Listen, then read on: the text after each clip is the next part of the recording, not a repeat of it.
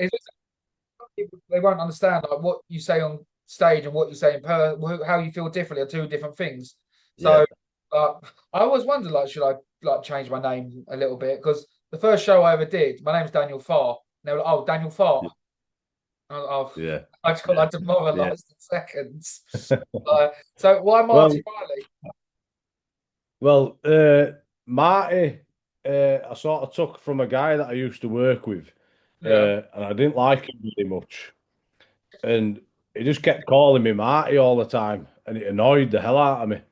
Uh, so when I started doing comedy, I thought, oh, I'll just take that.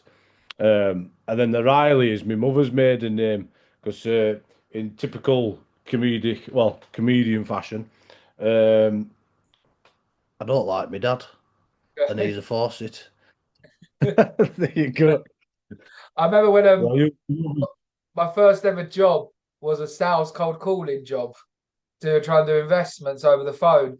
And they told me to create a Jewish name because it'd be more trustworthy with finance. I was Jacob Williams. Oh, that's been hello, welcome to another episode of Sit Down for Stand Up. I have with me today Marty Riley, a great comic. I'm a big fan of him. I'm glad I got him on finally. From Huddersfield, how's it going, man? You good? yeah, I'm all right. Thank you, man. Thanks for Oh, having this.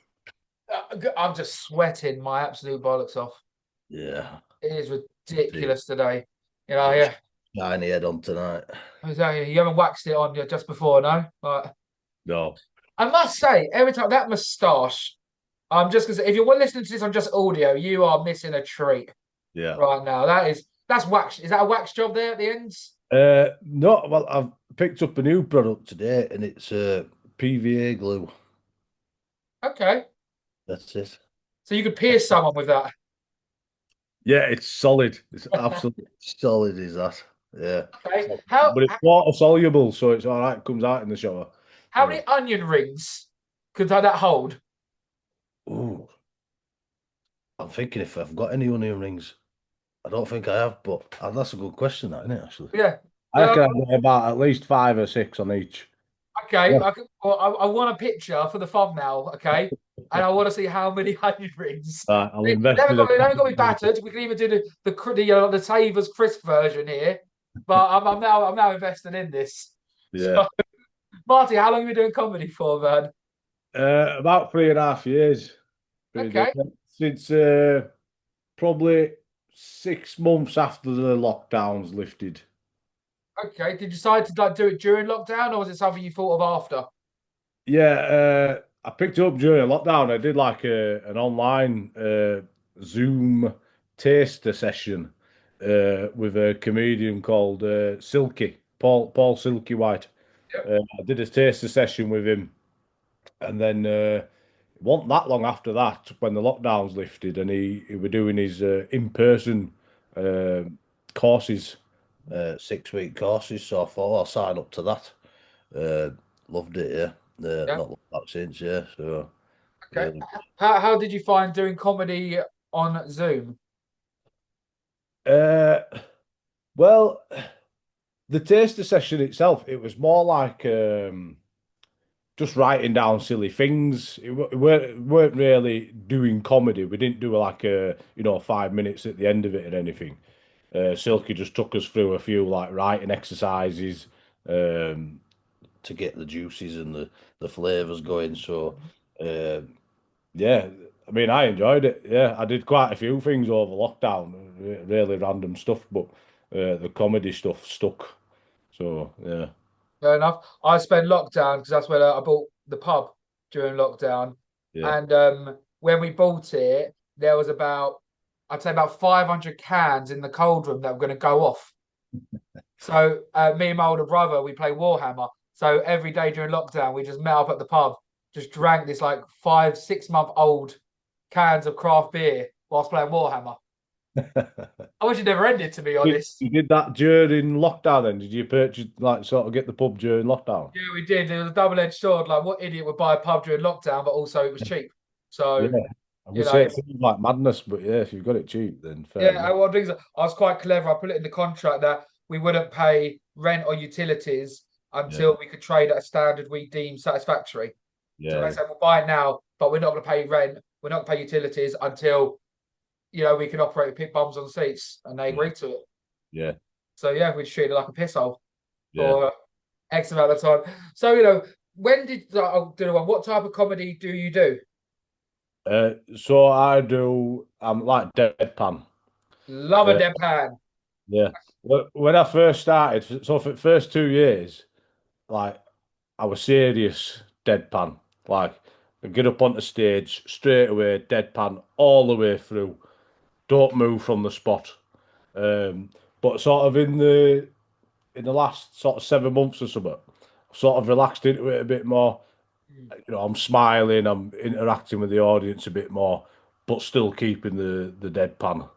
Um, so yeah, I'm just sort of trying to develop it a bit as I suppose when I did the in-person comedy Mm. with Silky at the end of that comedy course, um, we did like a showcase. Yeah. And the deadpan thing just came naturally. That's, my first ever 5 minutes on stage, it was deadpan and it Mm. felt most comfortable for me. So I just kept it. Um, so yeah, it's progressed to now where I'm relaxing a bit more into my comedy and the deadpan stuff. Okay. Um, And when you started out, was that the type of comedian you envisioned yourself to be? Or did you sort of just fall into like that type? yeah, I just sort of fell into the dead. I had no idea what I was going to be like on stage when I Yeah. did my first gig. I had no idea it'd be deadpan, and it probably took a few months to realise that I was actually deadpan, like, Mm. for it to register myself. Okay. Uh, Would you say you're happy with your body of work? Oh, I've never asked that question before. I like that one. uh, yeah, I am, yeah, because like I base it around my psychosis. I had psychosis a few years ago, Okay. so I base it on that, uh, and also based on how I look. Obviously, you've got to address the elephant in the room when you get I up on. wanted to see how long I could go, to Yeah. be honest. So Because the viewers are waiting for me to ask. So yeah, I thought, you know what, I'll wait till the 59th minute to say, yeah. oh, by the way, you know, uh, Right. Bronson, talk to me. Yeah, yeah, yeah. So yeah, I sort of learned that quite early on that I do look like Bronson without my glasses on, and I'm probably going to have to address it right at the beginning. So I have to do a bit about him at the beginning, but then I get into my experience of psychosis and mental health. But I just treat it with like I don't know, bizarre imagery and stuff like that in the story. It's the whole set is a story. Yes. Uh, Well, Bronson would love this. yeah, He'd love that when Tom Hardy played him, he absolutely loved it. yeah. And you do it justice. Well, that's one of my jokes. I say if they bring out a Bronson 2 movie, Tom Hardy can fuck off. My gig. So but Yeah. yeah. I never met my dad, but apparently I look like him. Actually, there's another comic on the scene in Sheffield. What's it called? Stafford, it's John Stafford or something like that. I think All he's. right. And he looks like me, but he's about 20 years older with the same sort of mustache and it's sort of grey and stuff. And we've been on a couple of gigs together. And it's like father and son, and it's madness. It looks spitting image, but I don't know if I was hosting a night and I had two fucking Bronson lookalikes, like, would you put them next to each other on the bill, like the Matrix, yeah. two black cats in a row, deja vu, like, oh, I have played to it when we've done the gigs together. I have played to it, and the typical joke. Oh, I hadn't seen my dad for years, and he's decided to come tonight. That sort of stuff. But yeah, so I have played on it a bit. But fair enough. And we got Huddersfield. Where do we sort of travel for comedy? How is the comedy scene like there? uh, Huddersfield is all right. There's a couple of like new act material nights. Mm. A couple of which, well, one I've just started myself, and then I've got another one starting up soon. But I think that's classed as more Wakefield way. Okay. And then you've got like the pro nights here in the theatres and stuff. But I think I'm quite lucky because I'm in Huddersfield and I'm quite near the M62. Yeah. I'm on that corridor and I'm in the middle of it all. So I think it's about like an hour and a half, 2 hours to Hull Yeah. driving, and then it's about an hour and a half to Liverpool. Uh, Yes. so I've got that whole corridor to be able to get to within a 2 hour drive. So it's not that bad. That's not Um, so- Okay, what goes into sort of like creating your own night? uh, And what are the rules of your night? the rules. So for the new act nights, Yeah. but I've only just started one. I've done a few nights, but the one that I'm running currently in Huddersfield, it's basically a minimum of 6 acts Yep. doing 10 minutes, Okay, nice. 10 minute slot. Yep. and then at the end, the audience will vote for the favourite act, and the winning act will get 20 quid. Okay, good. Nice. So we did that the first time last week, and for the new act night, we packed it out. Awesome. It was a full room for the new act night, and well, I was astonished. But first nights always go like that, or they tend to be better. So we'll see how that progresses over the coming months. But um, yeah, it was a really good night, and it was the first time I've hosted as well. I hosted How the did you night. find MCing? It was all right, yeah. I did some of my material, a Yeah. little bit of crowd interaction, not too much, not to throw myself too much off course, Yeah. uh, but enough. Um, it was all right, yeah. Kept things tight Yeah. from scenes with timings and stuff like that. So, and I quite enjoyed it. Yeah, it flowed nicely. The audience were nice enough. All the acts were really good. Yeah. Uh, It's a different beast altogether. So I will check you a couple of MC questions then. yeah, Um, what would you do? Okay, you got a really bad heckler in the room. yeah, Everyone goes on stage, he's calling them, James Blunt, he's being an absolute bellend. yeah. Or it might be a woman as well, not being sexist. How would you deal with them as the MC? Uh, well, I know what the correct answer is, and it's well, there's a rule of three, isn't there? You give him a bit of a fair warning, say like, come on, rein it in a little bit, sort of thing. Uh, Second one, you'd sort of pull the rest of the audience into, Hating them. is this person being a dick? And get the rest of the audience to sort of hopefully back you up. If not, then you start heckling the comedians as well. Yeah, they Yeah, were shit, weren't they? I'm on your side, mate. yeah. And hopefully you haven't misread, that person being a dick, and actually they're being all right to everyone else. Yeah. I just think they're a dick.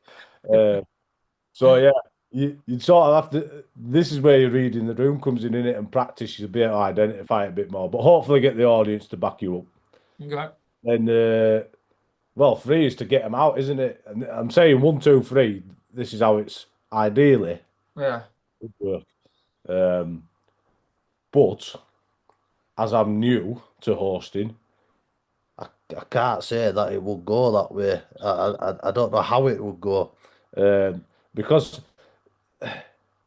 sometimes when I've interacted with the audience, because of my deadpan on stage, Yeah. times I come across as maybe a bit uh, aggressive. Maybe I don't. But surely that's a good thing if you're MCing it as well. To Yeah, deal with well, heckler wise, hopefully that's a good thing. yeah, yeah. But it's whether but because I'm new to MCing, it's whether recognizing that the rest of the audience are fed up with it as well, and whether I'll have them on my side or not, and it's all them little intricacies in it. And not to lose. Okay, second MC question then. I'm coming to play there, yeah? Yeah, I'm second act of the night out of six. I go up and I don't just bomb, I fuck everyone off. yeah, Like, do you know what I mean? I'm like, okay, so who's got cancer? Oh, Mary at the front row. This one's about you, love. yeah, Let's all laugh at Mary. yeah, Like, I piss everyone off. yeah. How would you deal with it as the MC? Well, from experience, when I've bombed, I've had a couple of the other acts at the side laughing at me because I'm bombing, and at the time I didn't appreciate it. But I sort of can see the funny side of it. Yeah. Because I knew at the time I weren't a bad comedian. It's just that room weren't agreeing me for whatever reason it was, You get and them. they were finding it funny. So I Mm. thought you can find the light-heartedness in it, and I'd hope that yourself, if you absolutely bombed, that you'd find the funny in it. If I went up after you, No, no, address, it was more if a comedian pissed everyone off, how would you win the room back as the MC? oh, I'd be on the audience side. Yeah, good, yeah, perfect, yeah. Yeah, Yeah, like it was a bell end. Let's address it yeah, and yeah. sort of move on. So, Yeah. okay, I do ask this question usually at the end, but now we're going to do it straight away. Tell me what the biggest bomb you've ever had then. All right. Biggest bomb. Very early on. Uh, it was a Friday night gig. I think it was like Friday or Saturday night gig, but it was a free event. It wasn't ticketed. And I know from experience that they're the worst Yes. gigs to do. Free events Fridays and Saturdays. Um, and at the time, I was struggling with my identity as a comedian and where I fit in. So I thought I'll try something different. And my first opening line and my set back then was just, I've got a cat. That's how I'd open normally. I've got a cat. Brilliant. Love it. I love that. See, I would be laughing at that. I Yeah. love deadpan. I can never put I just love it. I've got a cat. Yeah. I presume you do like a 3, 4 second pause after. Yeah. There's Brilliant. a Love pause it. button, Love yeah. it. I just love this shit, man. I I'll just fucking love absorb. deadpan. Yeah, I'll just absorb people's reactions when I say it. Um, but that one particular time, I was thinking in my head, I need to do something different because I was looking at other comedians who were progressing. They're a bit more lively on stage, they're smiling and stuff. So I don't know why. I just got up on stage. I've got no mic control, and I just shouted into the microphone at full pelt. I've got a cat, and it was so loud. There's a guy walking past with a couple of pints in his hand. He absolutely shit himself. Uh, and I lost the audience immediately. Like lost them. I was doing like between 10 and 15 minute set, and it was the longest set I've ever done in my life. I think I'll try some new bits there as well, a bit of like funny poetry. All right. I left my poetry book at the back of the room. Uh, and instead of putting the mic in the stand, I just put it on the floor. I just ran to the back of the room to get my poetry book and back to the stage. I wanted the ground to wake me up. It was Yeah, so I bad. mean, a couple of early times later, like even like walking to go get your poetry book, you could turn that comical. Yeah. Well, yeah, with experience. I mean, you're talking, I was like 4 or 5 months in or something, Right. and I'd done that venue before and I'd absolutely killed it. Yeah. Yeah, I mean, yeah. Brought like back after killing it. every room is different. Do you think, as a comedian, you should play every room? Uh, I don't know. I get it from a promoter side. I get it. Like, some acts, you've got to sort of cater for your audience. Hmm. Uh, Yeah. so I get that some acts won't quite fit with some audiences. Yeah. I've certainly had gigs. I felt like I haven't done bad, but the type of audience that were there, I don't know. Do you know what I mean? You feel No, like, we're gonna address the elephant in the room now, aren't we? To be yeah, honest, you yeah. you wanted to be other. What type of rooms are we talking about? Well, I did a gig in, where is it? Altrincham, I think it's classed as. Really posh area. I think it's where all the footballers live or something. Right. And you're talking like surrounded by like mansions and stuff. And Yeah. all the people in the audience were like quite upper class. Mhm. And it was weird. Like there were loads of upper class people in it, but there was a few that they were quite more like middle class, working class at the front, all the upper class at the back, and they were giving me nothing. Mm. Like through my whole set, absolutely nothing. But then there were like a spattering of people around the edges that were giving me some decent laughs. Uh, Mm. It's hard with like large crowds as well because there is also peer pressure. when it Yeah, comes to laughing in the audience. yeah, And yeah, if someone's sitting there, it also depends how some. I don't want to ever say that sometimes the comedians before you, sometimes it can just be a knock-on effect. yeah. Sometimes it just doesn't work. So, what sort of jokes do we do besides having a cat? Right, so obviously address the Bronson lookalike sort of stuff. Yeah, And then obviously if I'm Bronson, he has escaped from prison. So I've got various disguises that I yeah, pull out as props. Um, one I found out is the steampunk goggles. yeah, I stick them on. I look like Dr. Robotnik. yeah, yeah. Cool. And then I've got like a big fluffy hat that makes me look like Genghis Khan. So I play in that. Sometimes I use that, sometimes I don't.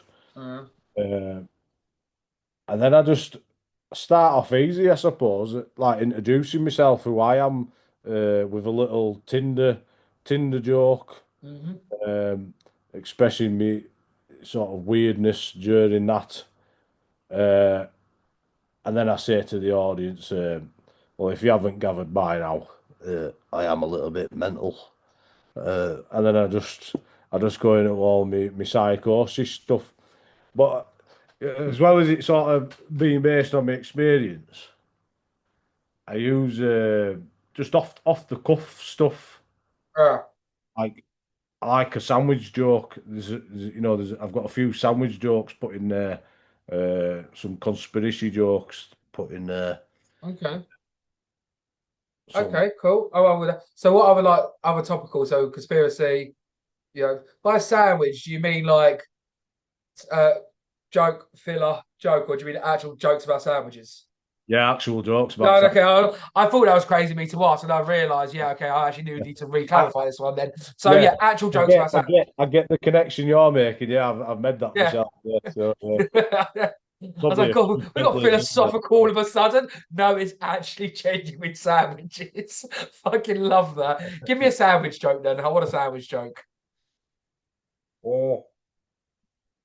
Right, so my favourite sandwich to make at home is a cheese and onion crisp sandwich. And the top tip, just to posh it up for you a little bit, a bit of Dijon mustard. So it's like a big fuck you to the French in every bite. That's it. I mean, anything Not telling you anti-French, I'm anything not telling you anti-French, I approve of. Yeah, yeah. Well, the next bit is my closing joke. Should I say it? It was my closing bit, so I go on to say that I don't like the French all that much either. They give us their words to use when we've got perfect English equivalents. So, like creme anglaise, it's just custard in it.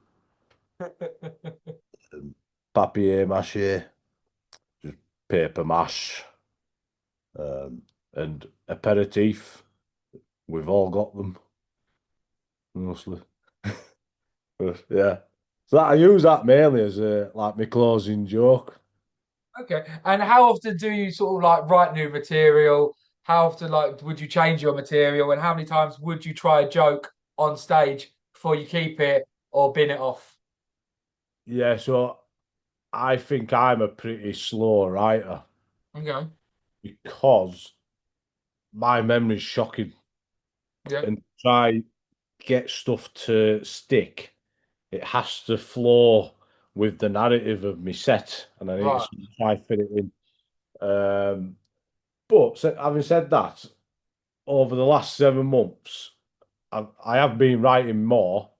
Um and testing out new material a lot more than I used to. Yeah.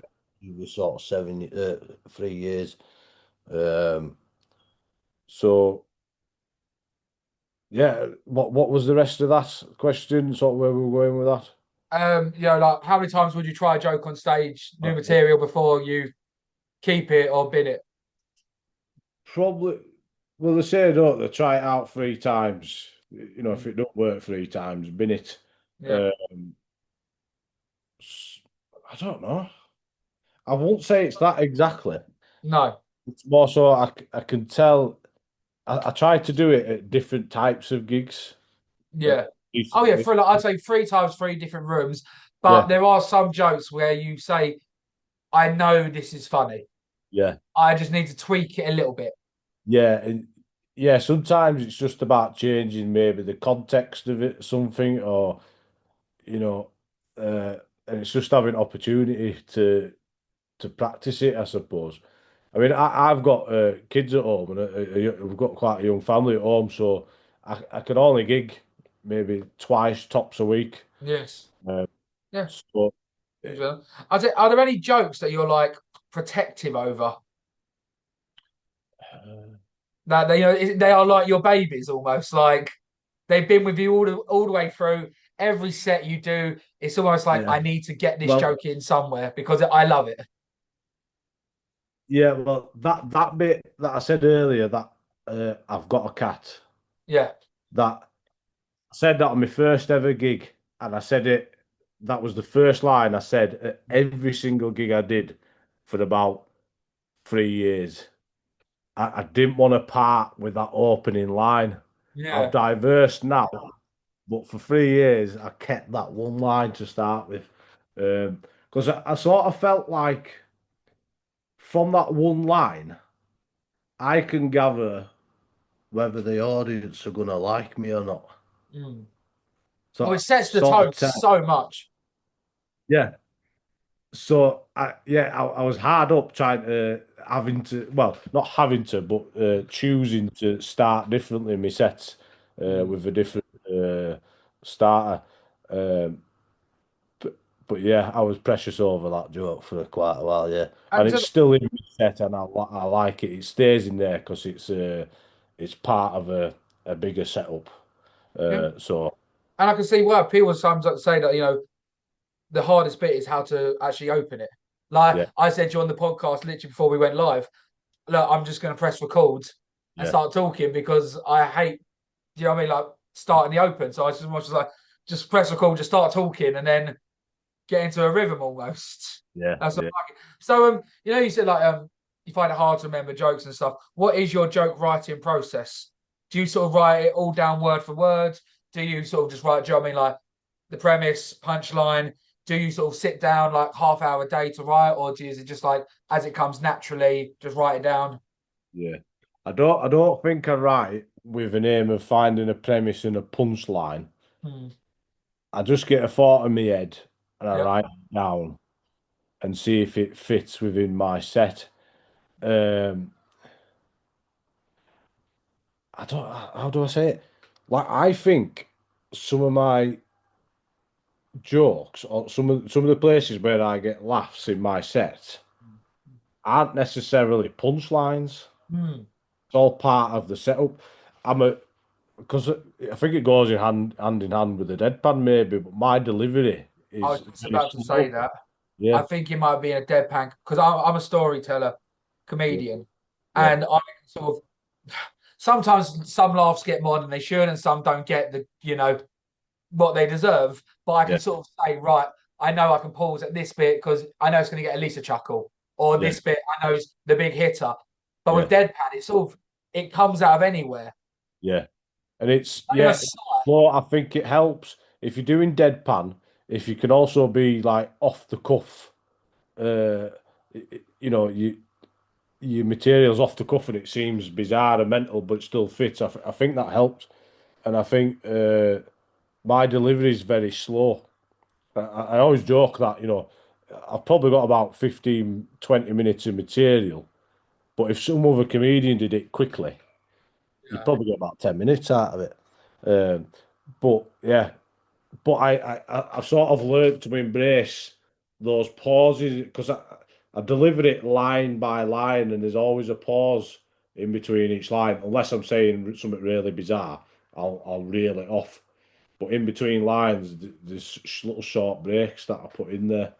Um, and I put that down, learning that naturally, just because, like, I'm inside my own head trying to remember what I'm saying next. Like, maybe longer perhaps than what some others would.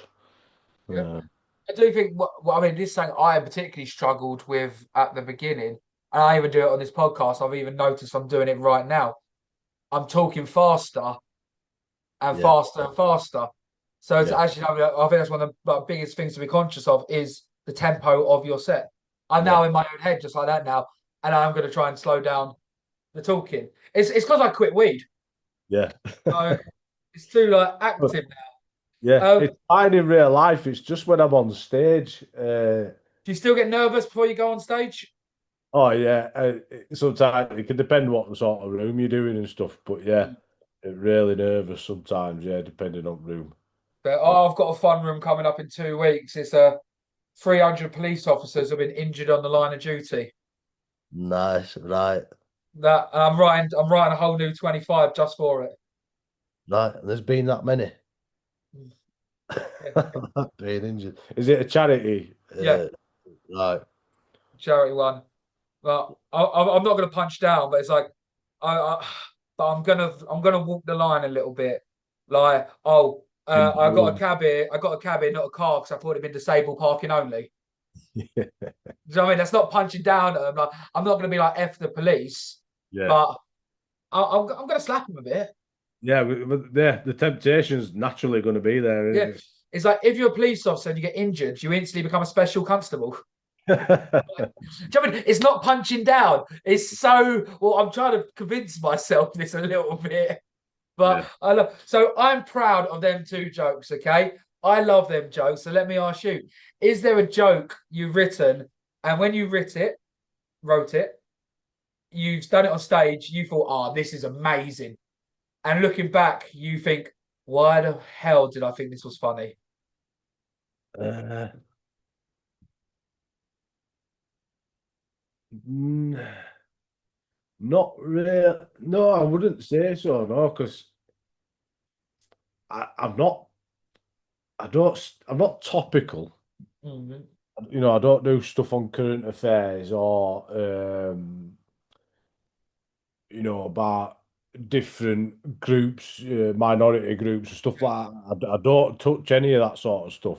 No Uh, politics, no football, no religion. Nice and easy. yeah, yeah, and Pub talk, yeah, no pub talk. well, I have done one Pub previously. rules. I did it at the Frog and Bucket, and Okay, cool. it's one topical joke that I've only done, Mhm. and it was when that the politician, the MP, got caught looking at was it porn movies somewhere in like Parliament or something. Okay, cool, He yeah. tried saying he were looking at tractors. He were looking at farm machinery or something like that. So I did one there. I can't remember what it's fully about. I know I said something about JCB. I said, oh, it's an easy mistake because like JCB just stands for cock and balls. Just cock and balls.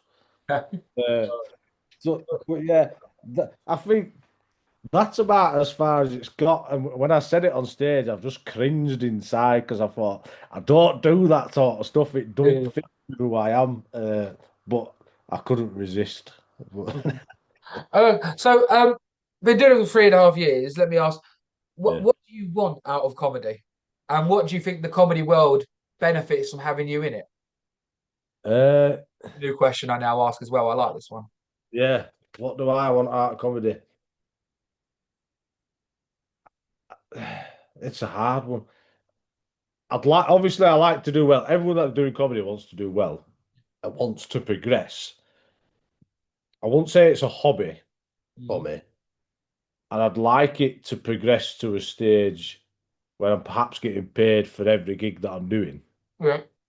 Um, I'm not, I'm not bothered about making loads, but if I could like get to a point where I'm doing gigs and breaking even with my travel expenses, that that's that's about as far, if I can reach that point, I'll be happy with that, I think. Right. Uh, Obviously, fame and fortune would be incredible. Yeah. But realistically, a more realistic aim is to try break even with my travel expenses, I think. Yeah. I get that. How do you find like the promoting sides, the social media beast of this game? Yeah, it's a lot of work, isn't it? Mm. It's a lot of work and sometimes for very little in return. Well, this is my full-time job, Yeah, comedy and the podcast. This is my full-time job. yeah, I think I'm probably spending about 13 hours a day doing it, 7 days a week. Yeah. Yeah. And I'm probably on below minimum wage overall. Yeah. Yeah. But Well, like last year, I took a bit of a break from comedy. I might have done like a handful of gigs, could have counted them, the amount of gigs I did on one hand, just to concentrate on running my own little comedy club at yeah, different venues. Um, because it just took so much time and effort to mm. do that.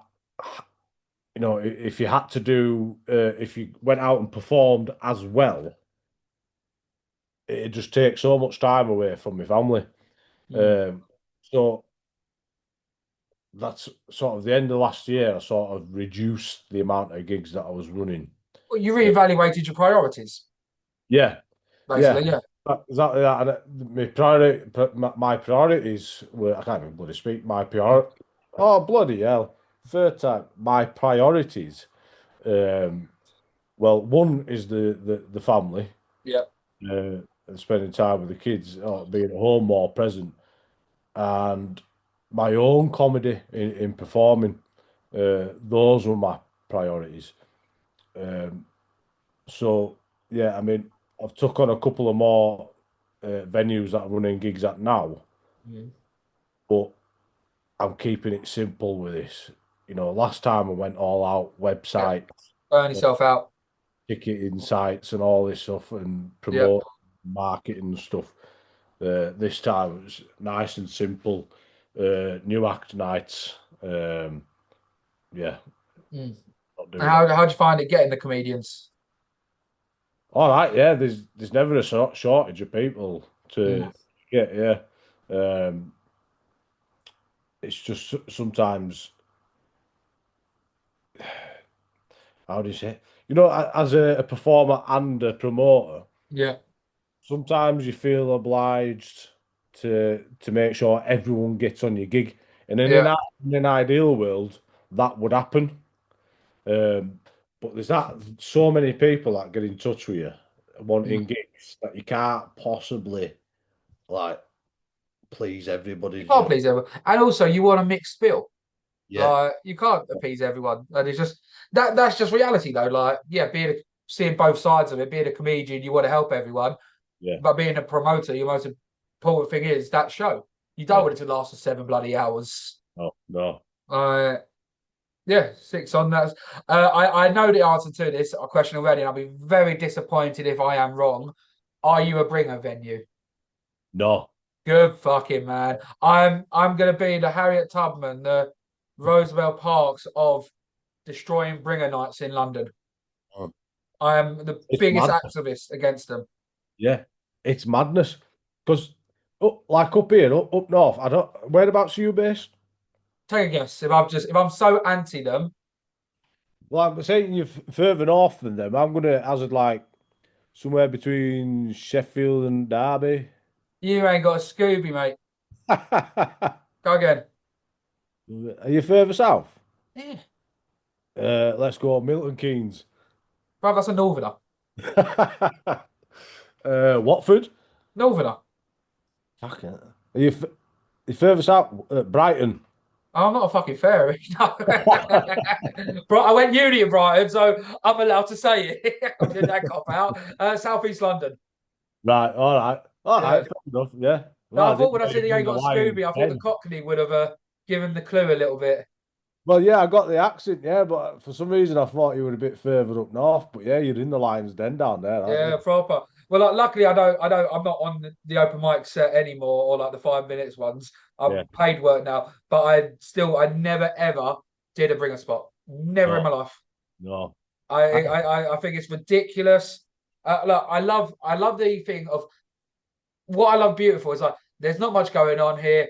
We're going to create our own night. Amazing. Commend that. That is what I love to see. People Yeah. saying we're going to do it, but you've got to bring someone who's got to pay for this. They've got to do that because we can't be asked to promote it ourselves because there's so many open mics here in London. Well, look, natural selection needs to take place. Yeah. Well, it's off-putting for people outside of London as well, because I'd like to come down to London and do gigs, But I don't know anybody in London. I can't bring anybody to come. If I was going to London just to do a comedy gig, Yeah. I'm not going to convince anybody from up here to come down with me. No. Like, as a bit of an audience member. Mm. Um, but like up here, we find it's madness because if you run a gig or take on a gig and you run it in a decent way, and it's you market it in a decent sometimes marketing costs money, but if you the posters and stuff look really good, and the gig itself is run well. Even if you don't get many people in at first, word of mouth will get around that you run a decent gig, and Yeah. you'll get an audience in. Yeah, the bringer thing's madness. Then there's another type.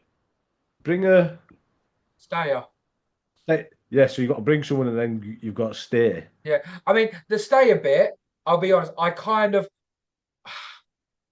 do get that Yeah, because unless you got 3 gigs on the same night, fair enough. But then I feel like there was no more disheartening being on like the second bit and everyone's gone after the first half. I do get that. Lots yeah, of people do have places to go. I do understand the stay a bit, but I remember I applied to a gig once, and this is my bit where I got against it. And I was like, I can't bring anyone, but I will drink 8 pints. So the bar bit's fine. yeah, I'm a fat guy. I'll take up 2 seats if you want. That's fine. I'll interact. Do you know what I mean? yeah. I'll be good. I'm a good audience member. I'm a laugh out louder. And he was Yeah. like, no, you got to bring someone. And I was like, Well, why are we dying on this hill?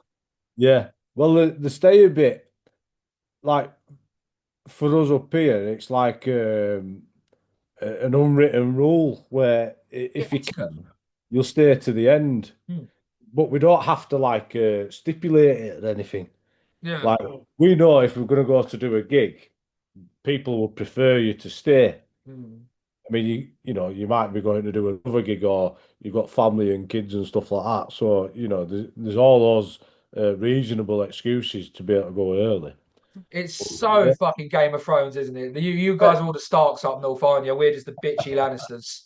Thinking really, we're better, sniffing our own shit, and we can't fucking do anything. We're the Starks, we're the OGs. yeah, Like, sorry for my Southerners, but yeah, that's how I feel. yeah. Like, No, it's fine. yeah, I'll convert. I'll be one of you guys. So, okay, I love asking this one. What's the worst thing you've seen someone do on stage? The Not word. yourself, something you've seen someone do, and you're like, fucking hell, that's more delusion than courage. All right then. Right, no names. Uh, it was the Frog and Bucket Yeah. in Manchester. They do a gong show. Uh, this one act came onto the stage during the gong, and after about a minute, he'd uh, he'd passed an item. I won't say the item because it might identify him, but he passed an item to this audience member. It was a really bizarre item. Dildo. Weird. A dildo. No. It was. I don't know how I can give you a clue without giving it away. Right, so Okay, give this item to you haven't got to give it to me, but how many syllables is it? Just so I can think of this and I can message you privately with a guess. two syllables. Dildo. Right. So 2 words. First word 2 syllables, and the second word is 1 syllable. So you give this to a member of the audience, and then started playing music from a watch on his phone, and then he got off stage and walked out of the venue, and he got gonged off whilst he was out of the venue. Oh, He came back into being gonged off, but like he weren't outside for ages. I I more don't than know 5 minutes. You can't gong me off from on the stage. what. You might have cracked the code. Yeah. What's the grace period at Frog and Bucket? Well, they say like a minute and a half, 2 minutes, but I've seen people get gonged off in less than that. Like, Oh yeah, Comedy Store. I've seen someone 7 seconds. yeah, Yeah, never seen it that quick, but but he was from New Zealand, and the second he spoke, yeah, was just bomb, bomb, bomb. yeah, Like it was brutal, but I love that. I do love that as well. Like the gladiator. I felt sorry for him because it's like you've travelled all this, not from New Zealand probably, he's probably like a substitute teacher, failed actor somewhere in London. But like they all bloody are, works at a bar. I'm a student. Yeah, you know that. You know that. His OnlyFans hasn't taken off yet. One day. And my deal was like, they go like, that's why I like Up the Creek in Greenwich, Yeah, the blackout, because they give a 2 minute grace period. yeah, And I think with 2 minutes, you've got enough, even if you're shit, 2 minutes is enough time for the audience to make their mind up and for you to look back and evaluate. yeah, yeah, 7 seconds is what could I have done? yeah. I Yeah. get it. So how's the Gong Show life gone for you? All right, yeah. I tend to do all right with gong shows. Like the Frog and Bucket, I've done that 10 times now. Yeah. And I've been gonged 3 times and got through 7 times. Just not quite won the clap off at the end. This year I've done it maybe 4 or 5 times this year, and I've got through every time. But Right. I can never quite seal the deal at the end of it. It's annoying. Do you know Kimberly then? Kimberly Marbley? I think I've gigged with her a couple of times, yeah. Yeah. Yeah. Yeah, The name rings a bell, and I'm sure I've gigged with her before, yeah. fair enough, yeah, because she's doing this online thing with me. Okay, I'll end it with this one, and I like this question. Someone hasn't done comedy before, they're a little bit nervous, they're worried about getting on the stage, but they want to try and attempt it. What advice would you give them? But I've had this conversation with people. You know, when you're in gigs and the audience come up to you afterwards and say, "Oh, how do you get into it?" So I have had these conversations before, and I sort of say to them, try right now what you think's 5 minutes worth of jokes. Go to an open mic and just do it. Like and I've said, once you maybe I think this has come from the comedy course I did when I first started comedy, is that once you're behind that mic, you've got no option but to talk, really. Yeah. And if your jokes are sort of genuine and true to yourself, you're not going to go far wrong. Whether they find you funny or they find you the full product straight away, that's never going to happen. Oh, finding your comic genius. Was it? Yeah, I've never read that. Yeah, well, it's all right. I've got him on the pod in 2 days. yeah. Who wrote that again? Adam Bloom. Yeah, that's it. Yeah, Yeah, I've got him coming on in 2 days. yeah. So yeah, I just say, look, just get up behind the mic.